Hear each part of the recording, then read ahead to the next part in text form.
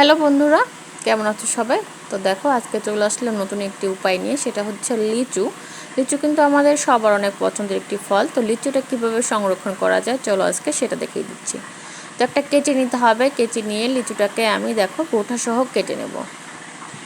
তো লিচুটা তো এখন খুব পাওয়া যাচ্ছে, মানে খুব অ্যাভেলেবেল এখন।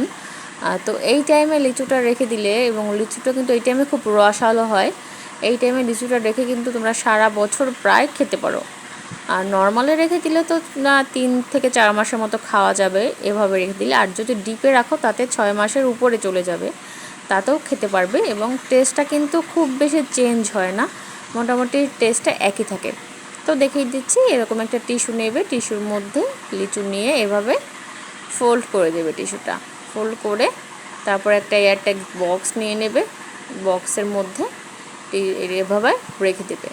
তো এভাবে আমি মানে লিচুগুলো সবগুলোকে নিয়ে নেব। তো দেখো, আর একটা দেখিয়ে দিচ্ছি। এভাবে কিন্তু দুটো পেপার নেবে। একটা পেপার নিলে পাতলা ছিঁড়ে যেতে পারে, সেজন্য দুটো নিলাম। দুটো টিস্যু পেপার নিয়ে এভাবে আবারও দেখো লিচুগুলো আমি বসিয়ে দিচ্ছি। অবশ্যই কিন্তু বোটা সহ রাখবে। যেটা বোটা ছিঁড়ে যাবে, মানে বোটা উঠে যাবে, সেটা কিন্তু রাখা যাবে না, আমি আবারও বলছি। তো এভাবে আমি সব লিচুগুলো ভালো করে বক্সে ভরে নিচ্ছি। তো দেখো, আমার লিচুগুলো বড়া হয়ে গেছে। এভাবে কিন্তু তোমরা ডিপ ফ্রিজে রেখে দিলে 6 মাসের উপরে ভালো থাকবে, খেতে পারবে যখন খুশি তখন। তো আমি মোটামুটি 3টে বক্স, মানে 60 পিস লিচু রেখেছি। তো এভাবে তোমরা রেখে দেখো, আশা করি তোমরা খেতে পারবে অনেক দিন। তো আজকে এই পর্যন্তই। Tata, bye bye. আবার দেখা হবে অন্য কোনো দিন অন্য কোনো ভিডিও নিয়ে।